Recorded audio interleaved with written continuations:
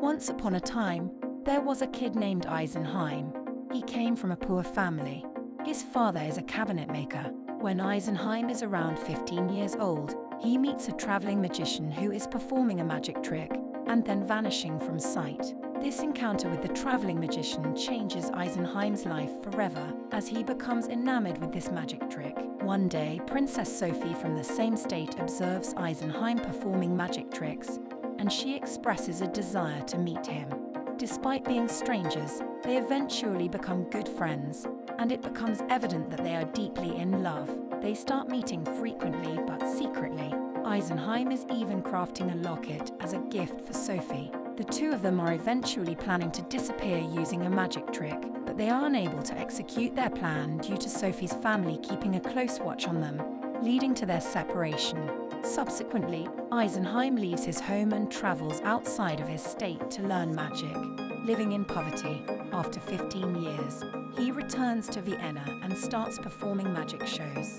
One day, during one of his shows, Crown Prince Leopold and Sophie are attending the show, but they fail to recognize each other. Leopold is soon to become king, and he is set to marry Sophie. As planned by King Bante, Eisenheim attempts to perform a trick involving a sword without any support during a public performance, which leaves the audience impressed. He even invites members of the audience to try lifting the sword, but no one succeeds except for one person who appears shocked. However, when the prince attempts to lift the sword, he also fails. This leads to embarrassment for the prince, who subsequently bans Eisenheim's shows. After that, Sophie urges Eisenheim to leave the area, fearing for his life, as the prince's soldiers are capable of killing him. However, Eisenheim remains fearless, and the two share a romantic night together, reminiscing about their past. Subsequently, it is revealed that the prince's special police force, led by Walter, is surveilling Sophie. Walter informs the prince of Sophie's whereabouts and her meetings with the magician. The prince becomes very angry upon hearing this and summons Sophie to meet him at the hunting lodge. He is here in a state of intoxication because he is repeatedly consuming alcohol. He informs Sophie of his intention to announce their marriage in 2 to 3 days, but Sophie firmly declines, confessing that she does not wish to marry. Upon hearing Sophie's refusal, the prince grows even angrier. After some time, we hear Sophie screaming as she rides a horse, which quickly leaves the lodge heading west. We suspect that the prince might have attacked Sophie. The following day, Sophie's lifeless body is discovered in a pond. However, the prince's servants remain silent, and Walter wrongfully imprisons someone else for Sophie's murder. Eisenheim appears profoundly saddened by Sophie's demise and eventually closes all of his shows, living a solitary life. After a few days, he resumes his magic performances, which are markedly different from his previous ones. His popularity soars due to these performances. After the show, Walter meets with Eisenheim, and threats are made to stop his shows. Learning about Eisenheim, the prince contemplates having him arrested. Later, we witness the prince changing his appearance and attending one of Eisenheim's shows. Eisenheim intends to reveal a magic trick by lifting a curtain, but during the same show, he purportedly summons Sophie's spirit, claiming that her murderer is present. The prince, wearing numerous disguises, becomes frightened and interrupts the performance.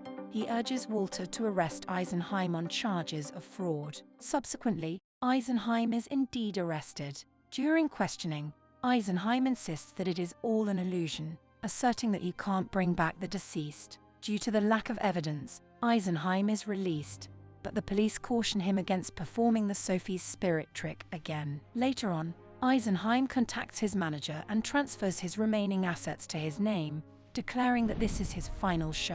The following day, Eisenheim's magic show begins once more, featuring Sophie's spirit. Walter has already alerted the police, and they are surrounding Eisenheim, hoping to witness the summoning of Sophie's spirit. However, after some time, they realize that Eisenheim is no longer present. To their astonishment, they come to the realization that Eisenheim has been killed. His final magic trick is being executed by his spirit, and the police are attempting to apprehend Eisenheim, but their efforts are in vain.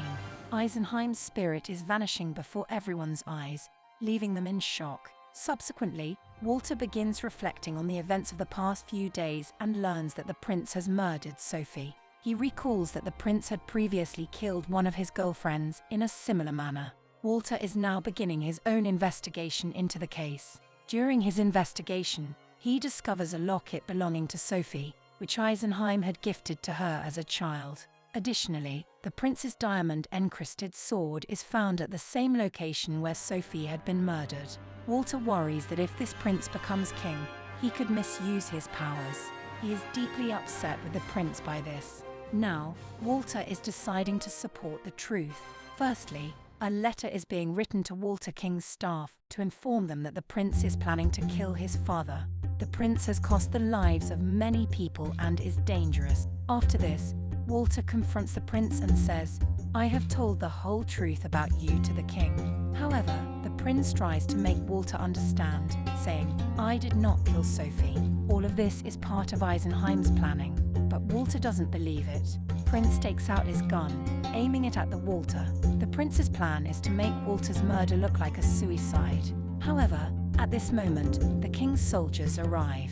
The prince realizes that he can escape no longer. This realization leads the prince to commit suicide by shooting himself.